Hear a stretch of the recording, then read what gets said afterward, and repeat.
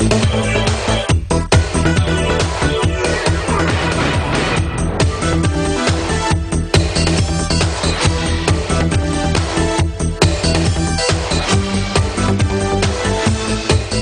as you see, we have a host of residents here who are concerned about this project, and I'm sure others will be coming. We're not here regarding development per se, but really overdevelopment. And that's been the concern in this neighborhood. It's not about following the letter of the law, but really following the spirit of the law. And when you get big developers that push the envelope right to the edge of the law, looking for loopholes, that's a problem because it negatively impacts our neighborhoods. We want to educate the residents.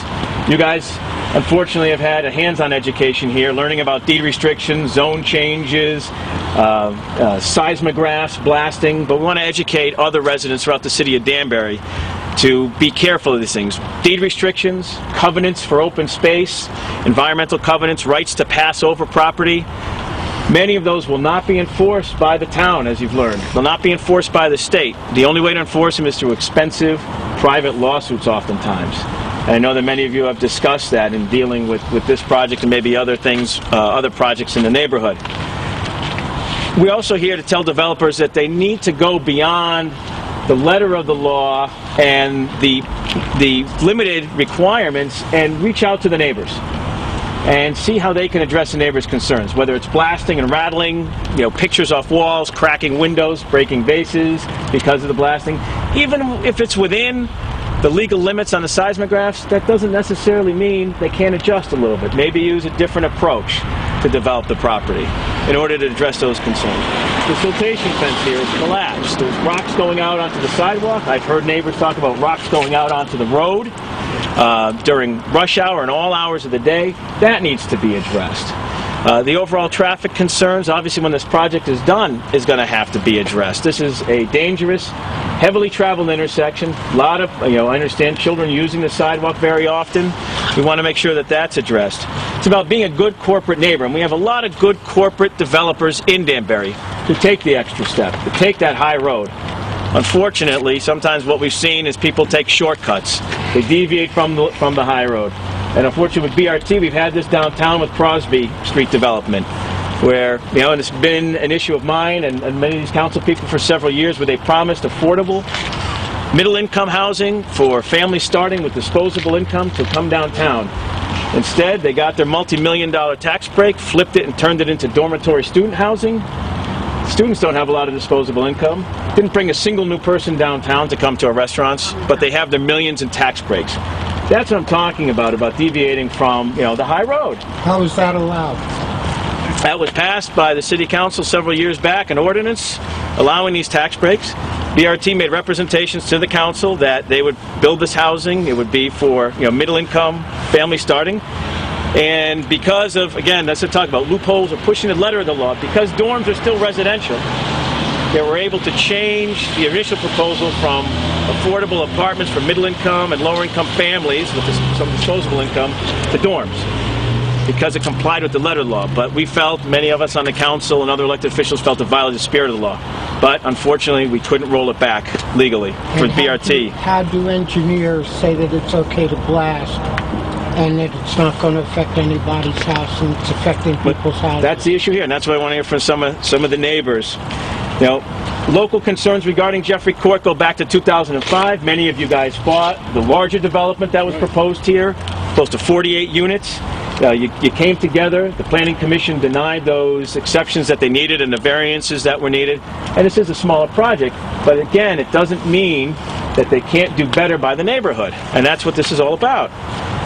The height of the proposal at that time was an issue, the traffic was an issue, complying with the overall character of the neighborhood. This neighborhood was intended as single-family quarter-acre lots, back when the Cadies owned this in the 20s and 30s. A deed restriction has existed for decades in this area.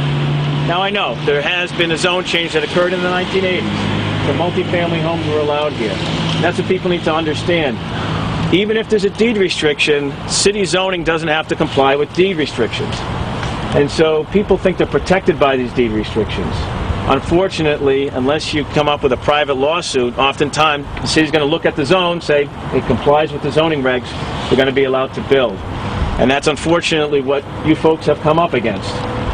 And the deed restriction on this property, and we're going to give to the press a copy of the deed restriction going back to the 50s in the map, that these 4 lots are supposed to be quarter-acre, single-family homes. Now, don't necessarily believe we're going to get it stopped here, and that's not what this is about, but this is about making things better going forward. And while the city has addressed some of the zoning issues in this neighborhood over the last 3 or 4 or 5 years, we think that the city needs to do more overall in this neighborhood and across the city, looking at zone changes and how to protect our neighborhoods and making those zone changes go forward. In addition to the overdevelopment issue, we're going to have a couple of residents talk about the blasting that's occurred, talk about the rocks in the road, talk about the overall concerns in the neighborhood here. And while the fight over this development itself and the fact it's going to be built may be over, it's not too late for BRT, for other developers to take the higher road, to meet with the neighbors, to address your concerns, and for us to be able to educate the residents of the city. So we also have been joined by Councilman Ben Chaney's from the 6th Ward, concerned about this, and other residents. So really what I wanted to do is ask a couple of residents. Mr. Masson? Yes, sir. You live right across the street? Yes, sir. And your house has been affected by this blasting? Why don't you come up, step forward here. We were fighting BRT on the original development here. We didn't know it was even going to go through. They started the day after the election. But the blasting had rocks even not only come in the street, but came in my front lawn. And I had a broken, cracked window, a vase broke, the mirror fell off the wall, so I brought one of the blasting people into my home to show him the damage, and he looked at his meter and said, well, legally we're okay because we didn't go above the limit, whatever the meter is. And that's all he said, and turned and walked out. And then they were cleaning the rocks up off my front lawn. So, I mean, that's what we're talking about here, is even though it might be within the seismographic limits, you're still impacted. They're still impacted. And BRT, when they originally wanted 48 here, they were adamant about it and were very rude to us when we were discussing it. We think BRT is running this town. But I won't go anywhere with that. And I think there's other neighbors here. Miss Noon, you live across the street? I do. And how have you been impacted by this? The blasting, first of all, the noise is earth-shattering. I've had pictures falling off the wall in my living room 2 times now. I don't even put it back up again because all the hooks are bent down. I have tile in the bathroom on the floor, towards the floor there, that have fallen off. And it's just really, it's just so disturbing. It's like a war zone, basically, when they detonate the TNT. They really have to go in deep because this is a lead-sheet building. It's impacted our neighborhood so much so that, you know, we have no trees here, there's no conservation of space, and we're wondering what's going to happen in the future to the rest of the community. Are they going to go all the way down the hill with this once they start? The other thing is that they never told us that this project was going forward. It was 2 days after the election when I saw all the trees being cut down that I went down to the BRT offices and inquired. And they said that they had all their permits in place. They're even going to reconfigure the road here. And as neighbors, why weren't we, you know, we were never told any of this. So it's just a question of, you know, they're doing whatever they want to do. And we had already protested this in 2005. So it's just, you know, we're taxpayers. Look for more open communication.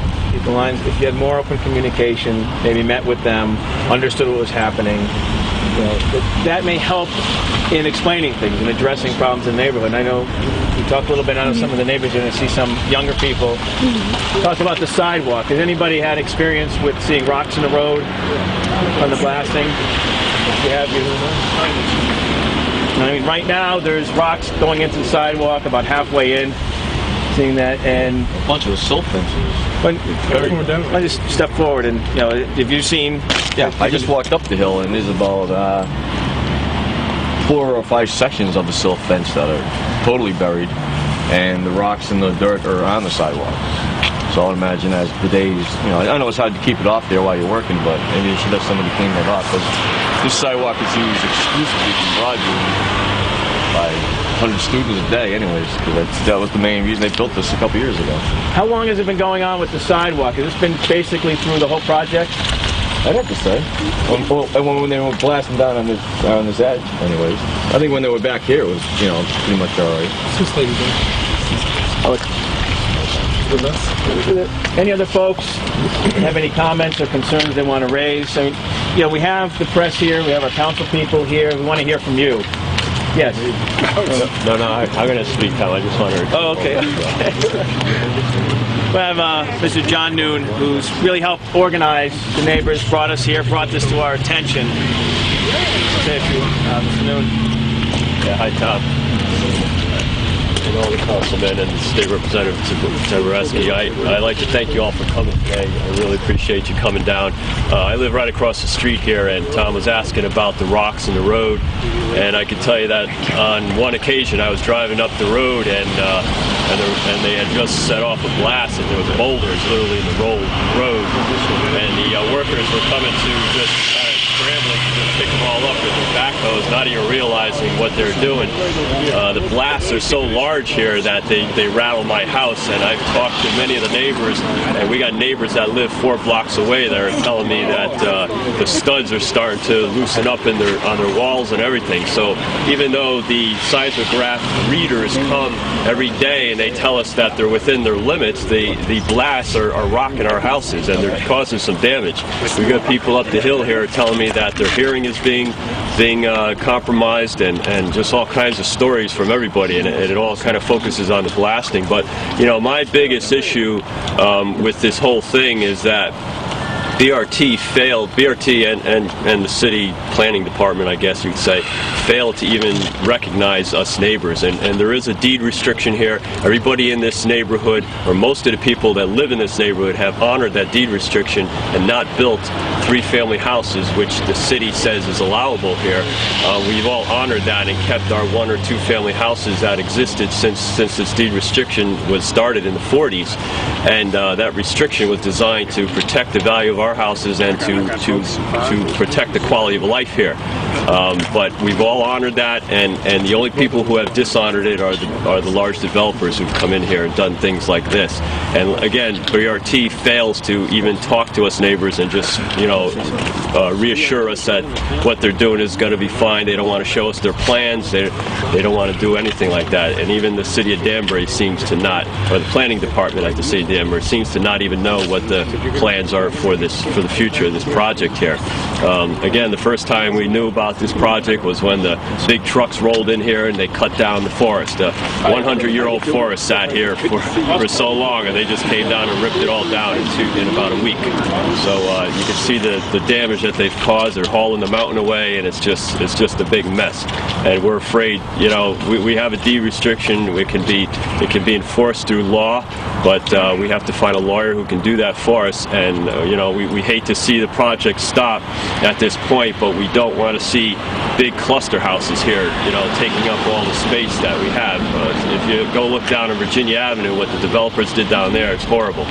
We just had a resident down there celebrate her 100th birthday, and about 15 years ago, they built one of these 3-family cluster houses on one side and then another one on the other side, and they sandwiched her little house in between. And the poor woman's lived there for all her life, and she's raised her children there, and she has to live with this invasion of her privacy now, with these houses right on top of her own house. We got little lots here. There's no need for these big gigantic houses and cluster condos to go on top of each other. I think there's maybe other solutions to this. And again, another issue I have is that all our taxes went up in this city. We're all paying a higher tax, and I know the economy is not the fault of the city, and the values of our houses have dropped, but BRT seems to get a free ride, the same company that's doing this project. And I don't understand why. Why are they getting a free ride when they're making millions of dollars, and us little homeowners here who are living on a median salary have to pay higher taxes? I just don't understand that part. But again, I'd like to thank everybody for coming today. We want to wrap it up a little bit, but before that, I want to State Representative Tabersack say a few words. How's everyone doing this morning? Freezing. Yeah, me too. Listen, I wanted to thank you for coming out here with this weather and all. Thank you all. My pleasure. Just to say a couple things. I think that the way this project's being handled is totally unacceptable, just from what little I heard so far. It's just completely unacceptable. I hope that I can help in some way, at least be your voice. If there's something we can do at the state level, I don't know that there is. I need to learn a little bit more. I know some of the background on the deed restriction issue up here, and it is kind of a quagmire. It's difficult to deal with. I'm not 100% sure that the city couldn't do more on the issue or give more credit to what this deed restriction means. I think it's something that we need to explore, we need to look at. But I'm also really concerned about what I'm hearing about the blasting and what sort of oversight that's getting. And I'm looking forward to talking to more of you. If you're willing to stick around a little bit, I'd like to hear a little bit more detail on that, because that's a huge concern.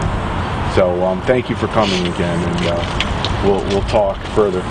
Thank you, Representative Tabersack. So I want to thank all you folks, my fellow council members, for being here and coming together. I know it's a very cold, chilly morning, but I think this also underscores the concern, showing all these residents that are here really highlight the issue. So thank you, and we're going to stay around a little bit for a few minutes and talk to the council people, to State Representative Tabersack about any individual concerns, and then also our emails and phone numbers, and reach out to keep these lines of communication open and continue to educate the community, educate local residents, and we'll see what we can do. And yay, John Noon for organizing this. and Mr. Noon for really pulling us all together. So, thank you, folks. Thank you guys for Appreciate you coming out here today. Yeah. Wow, that's good timing. Got it last minute. Thank you for coming. I just appreciate the fact you guys came out to hear what's going on.